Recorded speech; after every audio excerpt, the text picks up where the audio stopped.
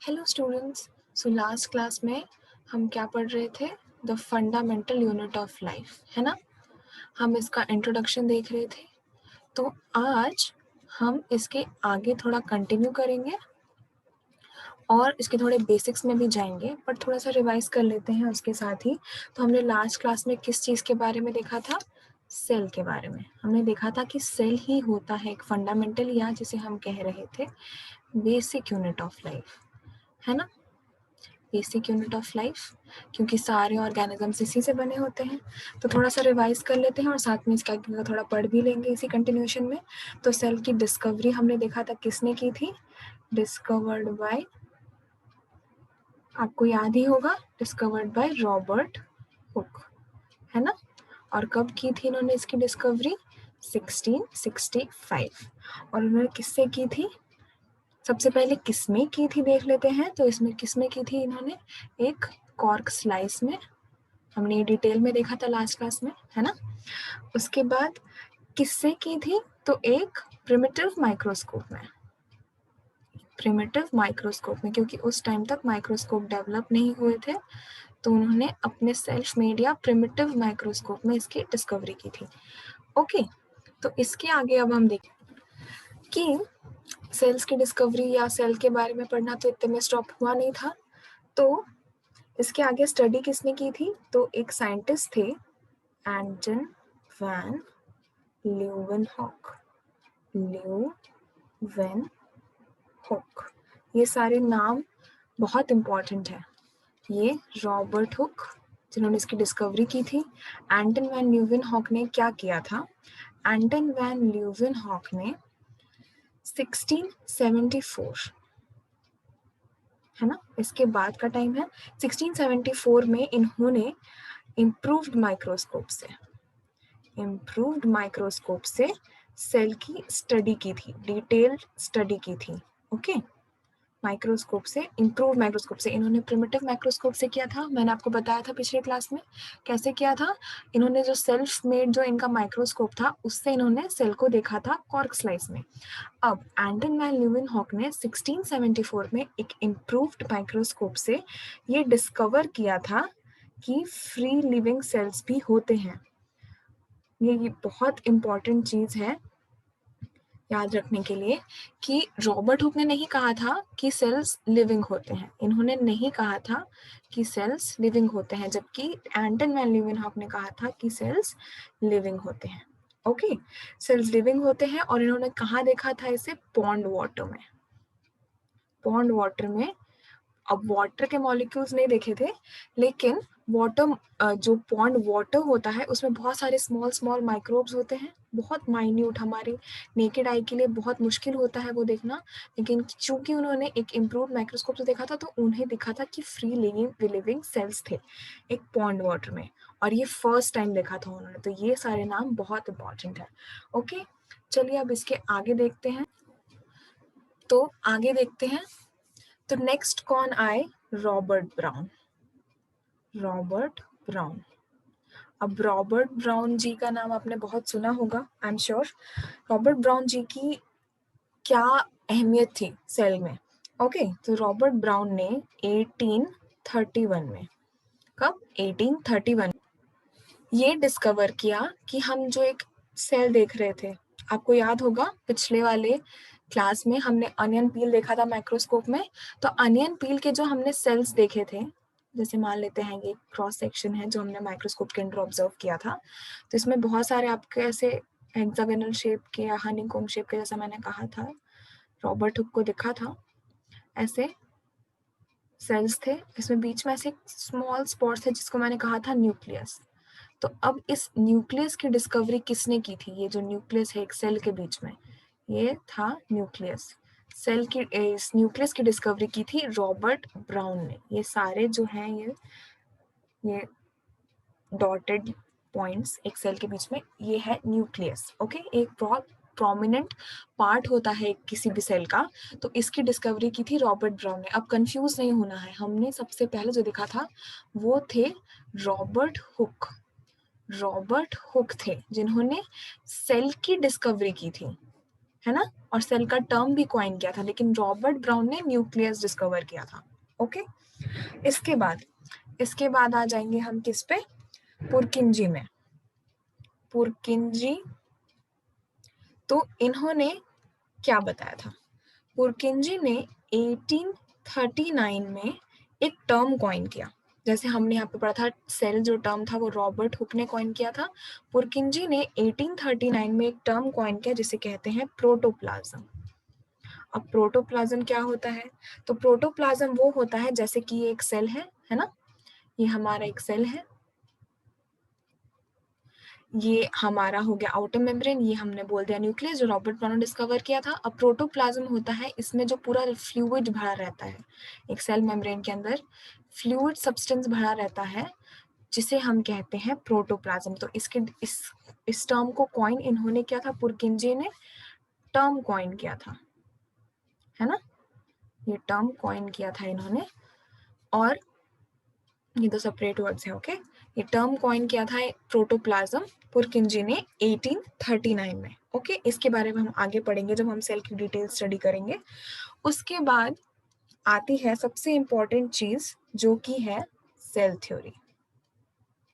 अब सेल के बारे में इतनी स्टडी हो रही है तो सेल की कुछ थ्योरी भी होगी जिसमें हम उसके बारे में सब कुछ जानेंगे, उसकी प्रॉपर्टी समझेंगे। तो सेल थ्योरी पे आते हैं। ओके, तो सेल थ्योरी बहुत ही इम्पॉर्टेंट है हमारे इस स्टडी के लिए, एक बायोलॉजी के लिए, क्योंकि सेल है, मैंने जैसे पहली क्लास में आपको बताया था कि बहुत ही बेसिक चीज होती है, एक बहुत ही बेसिक स्ट्रक्चर होता है, बहुत ही बेसिक कंपोनेंट होता है हमारे लिविंग ऑर्गेनिजम्स के। तो सेल थ्योरी के अकॉर्डिंग, सेल थ्योरी की एक लाइन है, ये याद रखना बहुत जरूरी है। Okay, cell theory is applicable for, first of all it is applicable for all plants and animals. सारे ही प्लांट्स और एनिमल्स पे ये एप्लीकेबल है। Okay, applicable to plants and animals, सारे प्लांट्स एंड एनिमल्स पे एप्लीकेबल है।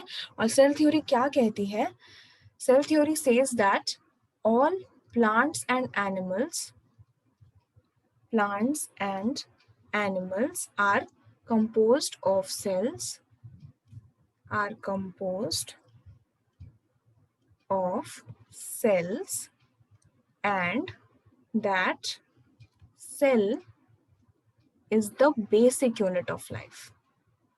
Okay, cell is the basic unit of life. ये जो सेंटेंस है हमने, ये आपको याद रखना बहुत इंपॉर्टेंट है कि ये सेंटेंस या ये जो स्टेटमेंट है ये बताया गया था सेल थ्योरी में। ओके, इसका मतलब क्या है, बहुत इजी है।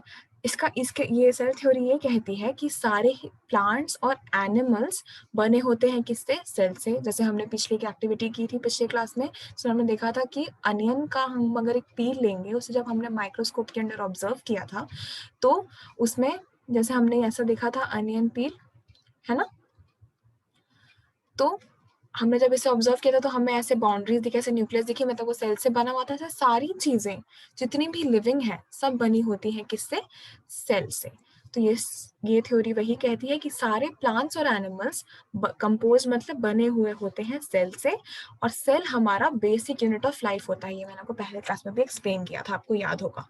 ओके, अब सबसे इंपॉर्टेंट चीज कि सेल थ्योरी का स्टेटमेंट तो ये है, बट भाई दिया किसने इसे, तो सेल थ्योरी ये जो स्टेटमेंट है या सेल थ्योरी हम कहते हैं जिसने दिया था वो थे दो बायोलॉजिस्ट ने। फर्स्ट थे शेल्डन, इन्होंने दिया था 1838 में।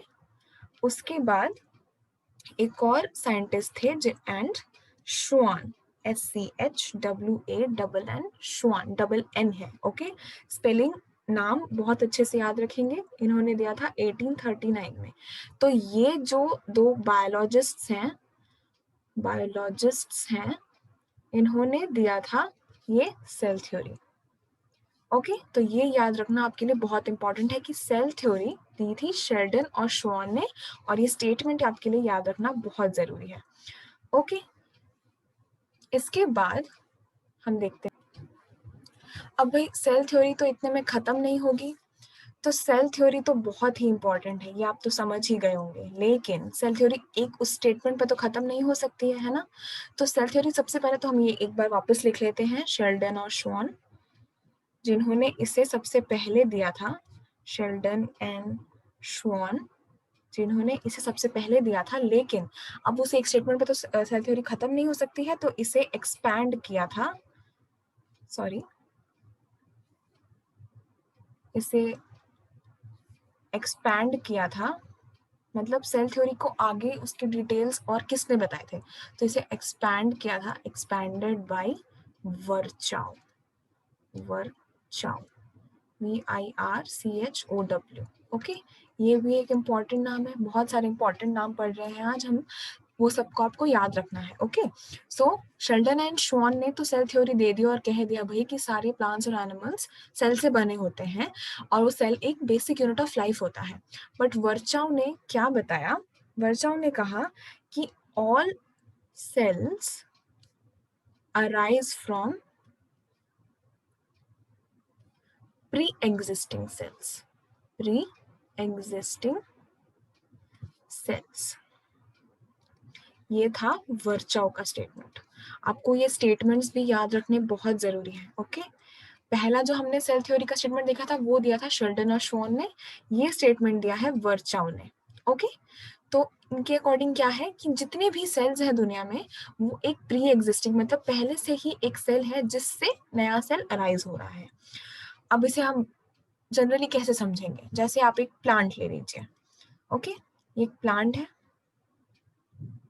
एक प्लांट है, प्लांट्स में सीड्स होते हैं। ओके, हम इसका डिटेल बाद में देखेंगे कि सीड्स कैसे पॉलिनेट करके दूसरा प्लांट जर्मिनेट करते हैं, बट हमें पता है कि हम एक बीज बोएंगे जमीन में तो वापस एक वो नया प्लांट देगा, है ना। ओके, तो इनका भी वही कहना है, ये जो इसमें जो सेल्स बने हैं वो सीड में जो सेल है उससे ये एक नया प्लांट बन रहा है। अब कोई नया ह्यूमन बीइंग बॉर्न होता है, एक बेबी बॉर्न होगा तो वो पेरेंट से होगा, उनके सेल से होता है। हम सेक्सुअल सेल्स जो होते हैं या हमारे गैमेटिक सेल्स होते हैं वो हम डिटेल में पढ़ेंगे, लेकिन एक पेरेंट्स ही बेबी को जन्म देते हैं ना। ओके, तो इनके अकॉर्डिंग प्री एग्जिस्टिंग सेल से ही अभी जो एग्जिस्टिंग सेल्स हैं वो सेल्स बन रहे हैं, और अभी जो एग्जिस्टिंग सेल्स हैं हमारे पास उनसे आगे की और सेल्स बनेंगी। ओके, ये बहुत ही वेग स्टेटमेंट था बट कहीं ना कहीं किसी हद तक सही भी है। Okay, it's not completely true but it can be considered correct to some extent, किसी हद तक हम इसे सही मान सकते हैं। ओके, इसके बाद जब 1942 में 1942 में सॉरी 1940 में आई एम रियली सॉरी 1940 में इलेक्ट्रॉन माइक्रोस्कोप की डिस्कवरी हुई थी। ओके, ये हम आज भी लैब्स में देख सकते हैं, है ना। इलेक्ट्रॉन माइक्रोस्कोप की डिस्कवरी 1940 में हुई थी। इलेक्ट्रॉन माइक्रोस्कोप की डिस्कवरी के बाद हम अब सेल के जो कॉम्प्लेक्स स्ट्रक्चर्स हैं, कॉम्प्लेक्स स्ट्रक्चर ऑफ सेल, ये हम अब डिटेल में उसके बाद से स्टडी कर सके हैं। ओके, तो एक सेल में बहुत सारे कॉम्प्लेक्स स्ट्रक्चर होते हैं, उसके बहुत सारे ऑर्गेनेली होते हैं जो कि अब हम आगे देखते हैं। ओके, तो इतना क्लियर हुआ। सेल थ्योरी शेल्डन और श्वान ने दी थी, जिसे एक्सपैंड किया था वर्चाउ ने, और इनके अकॉर्डिंग ये था कि सारे सेल्स प्री एग्जिस्टिंग सेल से बने होते हैं। ओके, इन्होंने ये स्टेटमेंट दिया था। फिर 1940 में इलेक्ट्रॉन माइक्रोस्कोप की डिस्कवरी के साथ हम सेल के बाकी कॉम्प्लेक्स स्ट्रक्चर्स, उसके इंटरनल पूरा मेम्ब्रेन, सब कुछ डिटेल स्टडी कर सके हैं, और उसके बाद ही हम पूरे उसके ऑर्गेनेलीज के बारे में भी जान पाए हैं। ऑर्गेनेलीज की स्पेलिंग ORGA है। Okay, organelles. ओके, सो इसके हम आगे देखते हैं कि क्या होता है एक सेल। ओके, अच्छा, अब सेल की बाकी डिटेल स्टडी करने से पहले आपको पता है कि एक ह्यूमन में भी सेल होता है, मिलियंस ऑफ सेल्स होते हैं, है ना। एक ह्यूमन भी सेल से बना होता है, एक माइक्रोब जिसे हम कहते हैं स्मॉल बैक्टीरियाज, वो सब भी सेल से बने होते हैं। ओके, तो इन सब के सेल्स में डिफरेंस क्या है, इन सब के सेल्स में डिफरेंस क्या है ना। तो हम उसके पहले सबसे पहले वो चीज देख लेते हैं। तो जैसे मान लीजिए एक अमीबा है, अमीबा है, आपने अमीबा शायद वाटर बॉडीज में देखा होगा। अमीबा, इसकी कोई डिस्टिंक्ट शेप नहीं होती, इस तरीके का होता है। अमीबा, ये उसका न्यूक्लियस होता है, इसका कोई शेप नहीं है, बट ये होता है एक सिंगल सेल, इसमें कोई और मल्टीपल सेल नहीं होता। ओके, ये है एक सिंगल सेल, ये अमीबा है। ऐसे बहुत सारे और ऑर्गेनिजम्स हैं जो कि सिंगल सेल से बने होते हैं, जैसे कि क्लेमाइडोमोनास,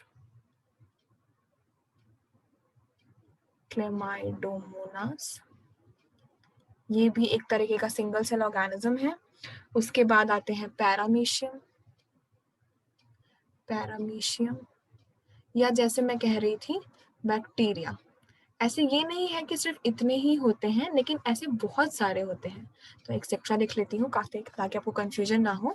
तो ये सब ऐसे टाइप के जो ऑर्गेनिजम्स होते हैं, वो सब बने होते हैं किससे? सिंगल सेल से। अब आप सोच रहे होंगे कि ह्यूमन बॉडी में कैसा होता है, तो हम तो मल्टी सेल से बने होते हैं, हमारी बॉडी में डिवीजन ऑफ लेबर होता है, हमारे सेल्स तो ऐसे होते हैं जैसे हमने अनियन पील में देखा। अच्छा, अनियन पील भी मल्टी सेल्यूलर होगा। ओके, ये न्यूक्लियस हो गया, ये हो गए मल्टी सेल्यूलर, मल्टीपल सेल्स कह लेते हैं, क्योंकि हमने यहाँ पे सिंगल सेल लिखा तो हम इसे कह देते हैं मल्टीपल सेल। ओके, ये मल्टीपल सेल्स हैं। तो ह्यूमंस में मल्टीपल सेल्स होते हैं। फिर कोई एनिमल ले लीजिए, रैंडम हम लिख लेते हैं एनिमल्स ही जनरल में। ओके, एनिमल्स चाहे गोट ले लीजिए, शीप ले लीजिए, काउ ले लीजिए, सब कुछ भी ले लीजिए, लेकिन सारे एनिमल्स में मल्टीपल सेल्स होते हैं। प्लांट्स में भी मल्टीपल सेल होते हैं। हमने अनियन भी देखा, प्लांट प्रोडक्ट है वो, तो अनियन भी प्लांट प्रोडक्ट्स, इसमें भी मल्टीपल सेल होते हैं। तो ये क्या बात हुई भाई, कुछ में सिंगल सेल्स होते हैं और कुछ में मल्टीपल सेल्स होते हैं। तो इस वजह से सेल्स को दो पार्ट में डिवाइड किया गया है। सेल्स हो सकते हैं यूनिसेल्यूलर, यानी कि सिंगल, यूनि मतलब सिंगल, सेल्यूलर मतलब तो आपको पता है सेल वाले, तो यूनिसेल्यूलर मतलब सिंगल सेल, या फिर multi cellular, okay. Multi cellular आप समझ ही जाएंगे, जैसे हमने इसमें देखा था मल्टीपल सेल्स, तो मल्टी सेल्यूलर ऐसे ही सिमिलर, मतलब बहुत सारे, मल्टी एज इन मेनी, बहुत सारे सेल्स। ओके, तो कुछ ऑर्गेनिजम्स जो सिंगल सेल से बने होते हैं, सिर्फ एक सेल होता है जिनमें, एक सिंगल सेल होता है, वो होते हैं सिंगल सेल वाले एनिमल्स, या हम कहते हैं यूनिसेल्यूलर, या जिनमें बहुत सारे होते हैं, मेनी सेल्स होते हैं, उन्हें हम कहते हैं मल्टी सेल्यूलर। तो एक बेसिक डिविजन है अकॉर्डिंग टू सेल नंबर, और whatever you say, division of labour और anything, but mainly cell number. Okay, cell number in organisms. Okay, तो ये वाले हैं यूनिसेल्यूलर, ये है मल्टी सेल्यूलर ऑर्गेनिजम्स। तो इन दोनों में डिफरेंस क्या हो जाता है बेसिकली? ओके, अच्छा, उससे पहले आप ये सोच रहे होंगे कि इतने सारे डिफरेंट ऑर्गेनिजम्स देख लिए, लेकिन हम इसे बेसिक ऐसे डिवाइड कर दे रहे हैं, तो हो सकता है एक सिंगल ऑर्गेनिज्म में डिफरेंट सेल्स हो सकता है, बिल्कुल पॉसिबल है। तो चलिए सबसे पहले एक बार वो चीज देख लेते। तो एक ह्यूमन बीइंग में ही देख लेते हैं हम सबसे पहले। ये जो सेल दिख रहा है आपको पहले सबसे बड़ा, और इलेक्ट्रिक करंट टाइप आपको दिख रहे होंगे यहाँ पे ऐसे कुछ कुछ जाते हुए, तो ये होता है एक नर्व सेल। हमारी जो नर्व्स होती हैं, जहाँ से हमारी सारी सिग्नल्स जाते हैं through brain and different signalling sites, वो हम डिटेल में पढ़ेंगे, लेकिन मेनली ब्रेन। ओके, और जितने भी सेंसरी ऑर्गन्स होती हैं, जैसे हमारी आई होती है, हमारे मसल्स होते हैं, हमारे फिंगर टिप्स, या हमारे जितने भी माइन्यूट हमारे फंक्शंस होते हैं, है ना, वो सारी चीजें फिंगर टिप्स। जैसे सबसे पहले आप एक इमेजिन कर लीजिए कि आपके पास एक कैंडल है। ओके, एक कैंडल है ये। अब जब आप अपनी फिंगर इसके पास लेके आएंगे और जब इसे हल्का सा टच करेंगे, तो वापस रिफ्लेक्स होता है ना। वो रिफ्लेक्स किसकी वजह से होता है? सिग्नल्स कैसे जाते हैं? तो एक नर्व सेल के थ्रू जाते हैं वो सिग्नल्स। ओके, तो ये हो गया एक नर्व सेल। अब आप नोटिस कर रहे होंगे कि ये डिफरेंट होता है ब्लड सेल से।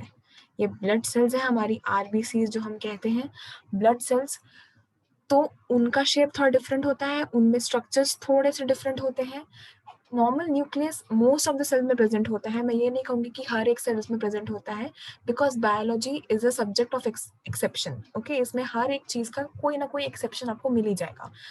तो इन सब में ऑर्गेनेलीज वैसे हम किसे कहते हैं? सबसे पहले ऑर्गेनेली हम उसे कहते हैं जो एक सेल के अंदर प्रेजेंट होता है, इनसाइड द सेल। जो भी हमें कंपोनेंट्स दिखते हैं वो होते हैं ऑर्गेनेली, हम उसे कहते हैं ऑर्गेनेलीज। ओके, तो वो थोड़े डिफरेंट होते हैं, जैसे ये हो गया एक नर्व सेल, ये हो गया एक ब्लड सेल। अब मसल्स में क्या होता है? तो मसल सेल्स ऐसी दिखती हैं। ओके, बहुत स्मूथ होती है मसल सेल्स। अब ये हो गया, ये हमारा है ओवम। ओवम जिसमें एग कहते हैं, जो एक रिप्रोडक्टिव सेल है, फीमेल में प्रेजेंट होता है। वैसे ही स्पर्म जो होता है वो है male cell, male reproductive cell. ये सब हम डिटेल में आगे पढ़ेंगे, लेकिन बेसिक के लिए आप पता जान लीजिए कि स्पर्म होता है male reproductive cell, male reproductive cell, और ओवम होता है female reproductive cell, female reproductive cell. Okay, तो बचा क्या? बचा ये एक फैट सेल। इतना बड़ा सा आपको एक स्पेस दिख रहा है, यहाँ पे पूरा लिपिड या फैट जिसे हम कहते हैं वो यहाँ पे स्टोर होता है। तो एक फैट सेल ऐसा दिखता है। तो एक सिंपल ऑर्गेनिज्म में, एक ह्यूमन में भी बहुत टाइप के डिफरेंट सेल्स होते हैं। एक नर्व सेल अलग दिख रहा है, एक ब्लड सेल अलग दिख रहा है, एक स्मूथ सेल मसल सेल अलग दिख रहा है, एक ओवम अलग दिख रहा है, स्पर्म अलग दिख रहा है, बोन, अच्छा बोन सेल छूट गया। तो बोन सेल, हमारी बोन्स की भी सेल्स होती हैं। तो बोन सेल एक ऐसा दिखता है। ओके, ये सब का डिटेल हम बाद में पढ़ेंगे, don't worry. But bone cell ऐसा दिखता है, फैट सेल ऐसा दिखता है, जिसमें फैट स्टोर होता है, हमारी बॉडी के सारे फैट्स जैसे स्टोर होते हैं वो जिसमें स्टोर होते हैं वो सेल्स ऐसे दिखते हैं। ओके, तो ये एक सिंपल एक ह्यूमन बीइंग में इतने सारे डिफरेंट टाइप ऑफ सेल्स होते हैं। तो बहुत इंटरेस्टिंग है ये टॉपिक। तो इसके आगे हम अब और देख, तो अब जब हमने देख लिया कि एक ह्यूमन बॉडी में डिफरेंट सेल्स होते हैं, तो हम चलिए एक एक्टिविटी ही कर लेते हैं, एक एक्टिविटी कर लेते हैं। ओके, तो आप ट्राई कर सकते हैं टेम्पररी माउंट बनाना, टेम्पररी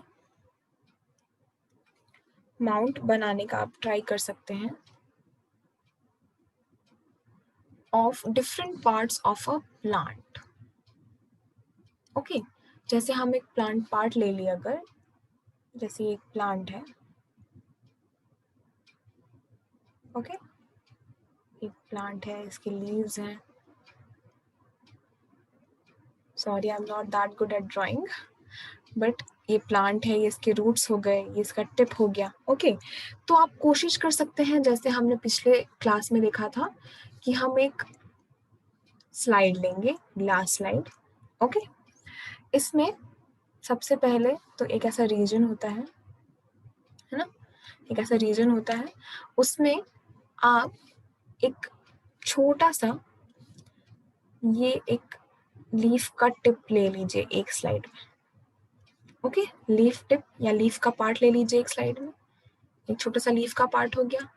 एक और हम स्लाइड ले लेते हैं, स्लाइड्स की तो कोई कमी है नहीं, एक और स्लाइड ले लेते हैं। एक और स्लाइड में हम अब ले लेंगे, एक और स्लाइड में हम अब ले लेते हैं, चलिए टिप का पार्ट ले लेते हैं, एक प्लांट के टिप का पार्ट हम यहाँ पे ले लेते हैं। अब क्या बच गया मेन प्रोमिनेंट पार्ट? तो एक रूट बच गया, चलिए रूट भी ले लेते हैं हम एक।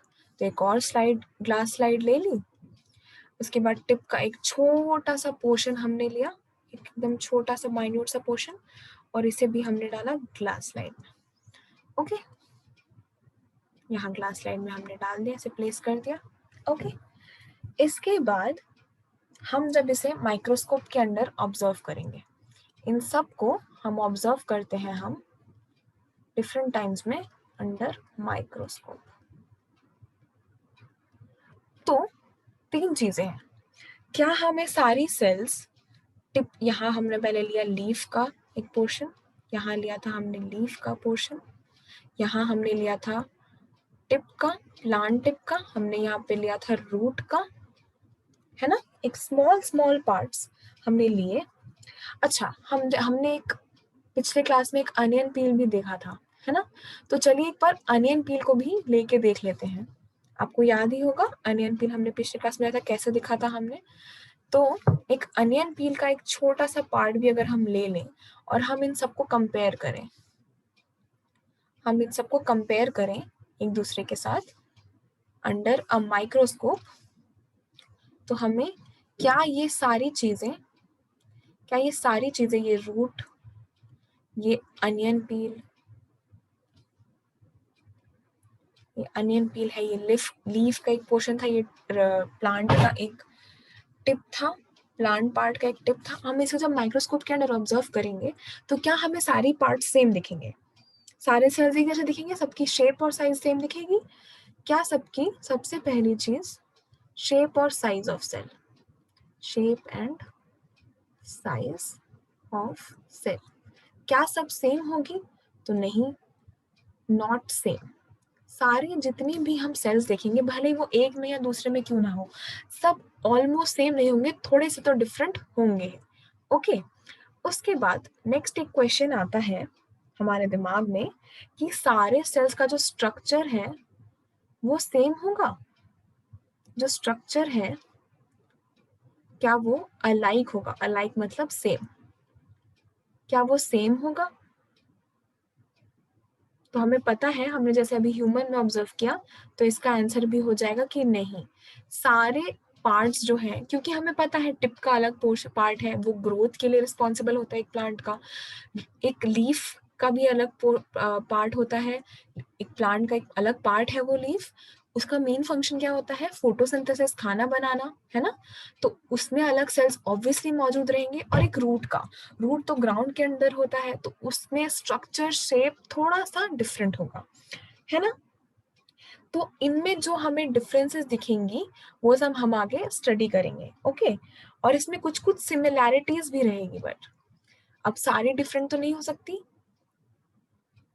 तो इसमें कुछ कुछ सिमिलैरिटीज रहेगी। अब सिमिलैरिटीज क्या रहेंगी? जैसे हमें एक सेल वॉल मिल जाएगा, एक न्यूक्लियस, जैसे मैंने आपको कहा कि न्यूक्लियस तो प्रेजेंट होगा ही, एक किसी भी एक सेल का बहुत ही प्रोमिनेंट पार्ट होता है, क्योंकि अगर न्यूक्लियस नहीं रहेगा तो सेल ऑलमोस्ट डेड कहा जाता है। ओके, सेल वॉल प्रोटेक्ट करता है किसी भी सेल को। इन सब का डिटेल हम अभी आगे जस्ट देखेंगे। ओके, सो ये सिमिलैरिटीज, कुछ एक आध सिमिलैरिटीज मैंने गिनाए हैं आपको, लेकिन और भी सिमिलैरिटीज रहेंगी, but these are the most common similarities in any cell, in any cell.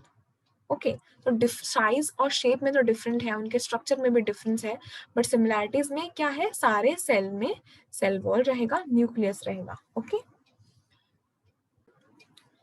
तो हमने अभी देख लिया था कि सेल के बहुत सारे डिफरेंट टाइप्स होते हैं। एक प्लांट में भी हर एक सेल सेम नहीं होता। मैंने ह्यूमन बॉडी के सेल्स आपको डिफरेंट सेल्स दिखाए थे अभी डायग्रामेटिक फॉर्म में। तो हमने इससे क्या डिड्यूस किया, क्या पता चला हमें? जैसे हमने थोड़ी देर पहले देखा था एक अमीबा, मैंने आपको दिखाया था अमीबा ऐसे होता है ना? ये एक अमीबा है, इसका न्यूक्लियस हो गया। अमीबा था एक सिंगल सेल ऑर्गेनिज्म, है ना? ये एक सिंगल सेल ऑर्गेनिज्म था। अब आप जब देख रहे हैं इसके इतने से वेव्स बना रही हूँ मैं, तो क्यों बना रही हूँ?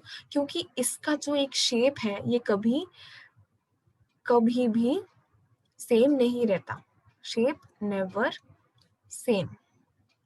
ये जो इसके पोर्शंस है, ये जो जेली लाइक होता है, ये हमेशा मूव करता है, ये मूव करते रहता है, ये ऐसे ऐसे मूव करके अपने पोजीशन से हटता है।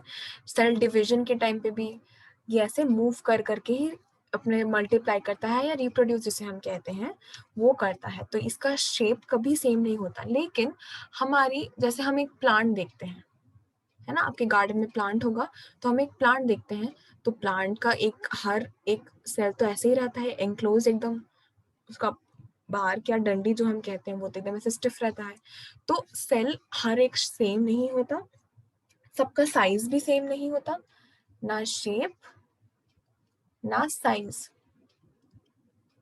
अगर दो डिफरेंट ऑर्गेनिजम्स है तो ऑब्वियसली सेम नहीं होगा। ओके, अगर एक ह्यूमन है या बहुत सारे ह्यूमन है तो उनमें सेल का शेप ऑब्वियसली सेम होगा, बट थोड़े से डिफरेंसेस होते हैं बिकॉज उनमें सेल वॉल नहीं होता। ओके, प्लांट के आउटर में सेल वॉल के बाद, सेल मेम्ब्रेन के बाद, सॉरी, सेल मेम्ब्रेन के बाद एक सेल वॉल होती है जो बहुत थिक होती है, जो कि ना कि ह्यूमंस में पाया जाता है, ये ह्यूमंस में नहीं रहता और किसी भी माइक्रोब्स में भी नहीं देखा जाता है। Okay, this is specifically for plants. Cell wall mainly plants में रहता है। ओके, तो ये ऐसा क्यों हो रहा है? किसी का शेप डिफरेंट है, किसी का साइज डिफरेंट है, तो इसका रीजन क्या है? तो इसका सबसे बेसिक रीजन ये है कि सबके डिफरेंट फंक्शंस हैं, है ना।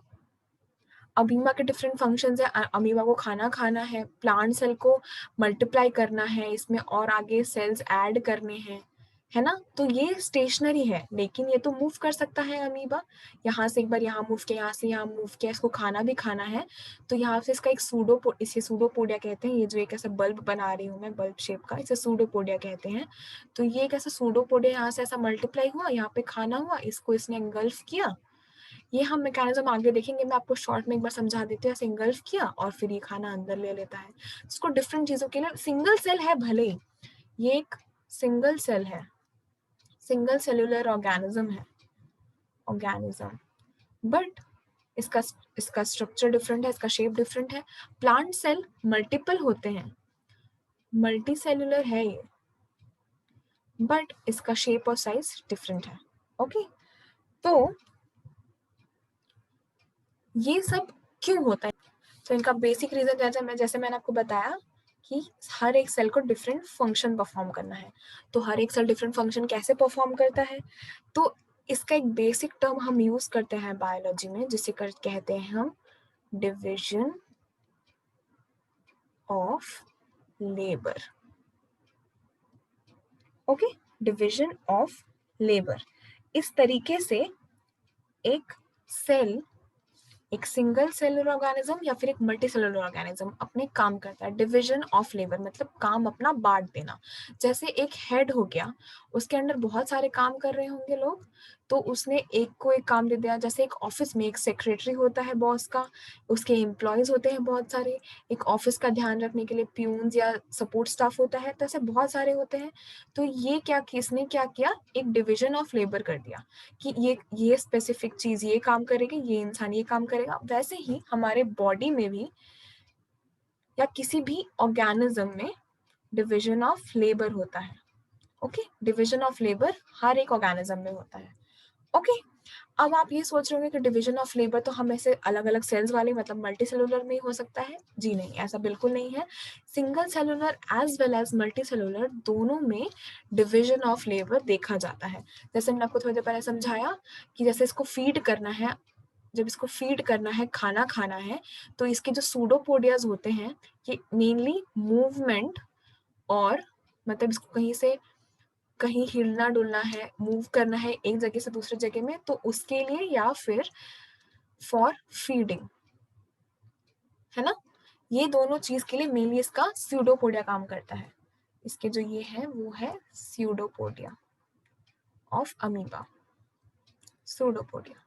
ओके, ये सूडोपोडिया काम करते हैं। न्यूक्लियस में जेनेटिक मटेरियल होता है, हमारे डीएनए आरएनए वगैरह वो सब होते हैं, तो वो एक कंस्टिट्यूट करता है। तो इसके अलग फंक्शन डिफरेंट और ऑर्गेनेलीज हैं जो हम आगे देखेंगे, तो सबके अलग डिफरेंट फंक्शंस होते हैं। वैसे ही जैसे हमने आपको प्लांट का बताया, प्लांट में एक सेल वॉल होता है जो नॉर्मल ह्यूमंस में, माइक्रोब्स में नहीं देखा जाता। तो cell wall extra protection provide करता है। अब क्योंकि प्लांट्स को आपने कभी देखा नहीं है मूव करते हुए, ये मूव तो नहीं कर सकते, है ना। तो इनमें एक सेल वॉल होती है जो इन्हें प्रोटेक्ट करती है एक्सटर्नल एनवायरनमेंट से।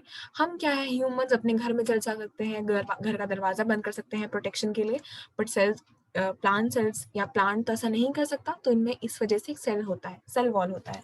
तो भले ही वो सिंगल सेलुलर या मल्टी सेलुलर ऑर्गेनिजम्स हो, सब में होता है क्या, डिविजन ऑफ लेबर। ये टर्म बहुत इंपॉर्टेंट है। ओके, तो हर एक सेल में, ये एक जनरल हम ऐसे स्ट्रक्चर बनाते हैं सेल का, जनरली स्फेरिकल। तो हर एक सेल में डिफरेंट ऑर्गेनेलीज होती हैं, सबका एक स्पेसिफिक फंक्शन होता है। जैसे मैंने यहाँ पे बताया था कि कोई बॉस का सारा काम संभाल रहा है, कोई वहाँ पे काम कर रहा है जनरल वर्कर, या फिर कोई उनके ऑफिस का ध्यान रख रहा है। वैसे ही एक सेल में भी डिफरेंट ऑर्गेनेलीज उसके अंदर प्रेजेंट होते हैं। ऑर्गेनेलीज जैसे मैंने आपको थोड़ी देर पहले बताया था, ऑर्गेनेलीज, जो कि सेल के अंदर जो कंपोनेंट्स होते हैं उन्हें हम कहते हैं ऑर्गेनेलीज। ओके, तो उन सब का अलग अलग अपना स्पेसिफिक काम होता है। अब जैसे आप देख लीजिए कि ब्लड सेल्स होते हैं, जो ब्लड सेल्स होते हैं, अब वो हमें रेस्पिरेशन में तो हेल्प नहीं करेंगे या फिर हमारे ग्रोथ में तो हेल्प नहीं करेंगे, इनडायरेक्टली भले ही इफेक्ट कर सकते हैं ये सब चीजें, लेकिन उनका मेन फंक्शन क्या होता है? किसी भी ब्लड सेल का मेन फंक्शन क्या हो सकता है, हम क्या कह सकते हैं? मेन फंक्शन इनका होता है ब्लड सप्लाई करना या ब्लड कैरी करना। ये सब ब्लड्स कैरी करते हैं। हमने थोड़े पहले देखा था नर्व सेल, आपने ये भी ऑब्जर्व किया था कि ब्लड सेल और नर्व सेल दोनों का स्ट्रक्चर भी डिफरेंट था, स्ट्रक्चर डिफरेंट था, है ना? तो अपने अपने फंक्शन के मुताबिक ये अपने स्ट्रक्चर भी डिफरेंट कर लेते हैं जो उनके लिए सूटेबल होगा। तो नर्व सेल्स हमारे क्या होते हैं? हमारे सिग्नल्स ट्रांसमिट करने के लिए, बॉडी में सिग्नल्स ट्रांसमिट करने के लिए, मैसेजेस। सिंपल हम सिग्नल्स को कैसे समझ सकते हैं? मैसेजेस होते हैं। ब्रेन हमारी पूरी बॉडी को इंस्ट्रक्शन देता है। सिग्नल्स कहाँ से आए? ब्रेन से आए। कहाँ गए? पूरी बॉडी में। और पूरी बॉडी से आए, पूरी बॉडी का कुछ रिस्पॉन्स तो रहेगा, बॉडी से आया ब्रेन में। ओके, तो ये सिग्नल ट्रांसमिट करने के लिए नर्व सेल्स यूज होते हैं। इसीलिए नर्व सेल्स में आपने जो देखा था ऐसे, ये था उसका ऊपर वाला पोर्शन, नीचे वाला पोर्शन मैं नहीं ड्रॉ कर रही हूँ अभी। ऊपर वाला पोर्शन में आपको जैसे बहुत सारे ऐसे हेयर लाइक आपको अभी समझ रहे होंगे आप उसे, वो जो थे वहां से सिग्नल्स रिसीव होते हैं और उसके एंड टेल से सिग्नल्स बाहर जाते हैं, यहाँ से अंदर आते हैं, यहाँ से बाहर जाते हैं। हमारे पूरी बॉडी में ये नर्व सेल्स पाए जाते हैं। ओके, तो सबका डिफरेंट फंक्शन होता है, इस वजह से सबका डिफरेंट स्ट्रक्चर भी हो जाता है। अपने फंक्शन के मुताबिक वो अपने स्ट्रक्चर पे डिपेंड हो जाते हैं। जैसे यहाँ पे आप मान लीजिए एक ऑफिस में बॉस का अलग अलग वेशभूषा होती है, अलग टाइप का ड्रेसिंग सेंस होता है उनका। वैसे उनके सेक्रेटरी थोड़ा सा अलग डिफरेंट ड्रेस करेंगे, वैसे ही जो वहाँ के वर्कर्स हैं जो ऑफिस का ध्यान रख रहे हैं, प्यून एक्सेट्रा, उनका काम भी बहुत इंपॉर्टेंट है, but they have a specific uniform. सबका स्ट्रक्चर डिफरेंट हो गया, सबका आउटलुक डिफरेंट हो गया। तो सिमिलरली एक बॉडी में भी, एक सेल में जितने भी ऑर्गेनेलीज होती हैं, उन सबका स्ट्रक्चर इसी वजह से डिफरेंट होता है। ओके, तो आई होप आपको ये समझ आ गया होगा कि सबके डिफरेंट स्ट्रक्चर, सबका डिफरेंट शेप क्यों होता है। ओके, तो हम जब एक सेल को, जैसे हमने एक अनियन पिल को देखा था लास्ट क्लास में, एक सेल को हम जब देखते हैं under a microscope, under a microscope जब हम इसे देखते हैं तो इसमें हमें बहुत सारे डिफरेंट स्ट्रक्चर्स दिखाई देते हैं। उसमें से सबसे एक प्रोमिनेंट क्या हो जाता है, जो एक आउटर होता है, ये जो आउटर आपको ये जो दिख रहा है, ये जो सबसे आउटर होता है, ये होता है सेल मेम्ब्रेन। ओके, या जिसे हम कहते हैं प्लाज्मा मेम्ब्रेन। ओके, इसका नाम होता है प्लाज्मा मेम्ब्रेन। हमने न्यूक्लियस तो देख ही लिया था, है ना? ये एक ऐसा बीच में प्रोमिनेंट स्ट्रक्चर होता है जिसे हम कहते हैं न्यूक्लियस। न्यूक्लियस में हमारे सारे जेनेटिक इंफॉर्मेशन होती है, जेनेटिक इंफॉर्मेशन पाई जाती है एक न्यूक्लियस में। ओके, इसके बाद सेल्स में और क्या क्या होता है? तो ये जो बीच का पोर्शन होता है ये होता है साइटोप्लाज्म। ओके, अब सबसे इम्पोर्टेंट चीज, हमने चीज देखी थी थोड़ी देर पहले, जो एक टर्म था प्रोटोप्लाज्म। आई होप आपको याद होगा प्रोटोप्लाज्म, ये टर्म हमने देखा था थोड़ी देर पहले। किसने दिया था ये टर्म? पुरकिंजी ने दिया था, है ना? पुरकिंजी ने ये टर्म दिया था। तो प्रोटोप्लाज्म तो यहाँ कहीं दिख नहीं रहा है, तो प्रोटोप्लाज्म सबसे इंपॉर्टेंट किसे कहते हैं? Cytoplasm with nucleus. Protoplasm is equal to cytoplasm plus nucleus. इसे हम कहते हैं प्रोटोप्लाज्म। अगर हम इसे सेपरेट करेंगे तो ये हो गया पूरा, यहाँ पे जो फ्लूइड होता है, जो डिफरेंट ऑर्गेनेलीज होती हैं, ये सब आते हैं साइटोप्लाज्म में, और ये बीच में ब्लैक जेनेटिक मटेरियल जहाँ पे होता है उसे हम कहते हैं न्यूक्लियस। तो ये तो एक आउटलुक हो गया, हम इसके डिटेल में इसके आगे पढ़ेंगे और प्लाज्मा मेम्ब्रेन के बारे में और न्यूक्लियस के बारे में स्पेशली आगे देखेंगे हम नेक्स्ट क्लास में। आज के लिए इतना ही। Thank you so much.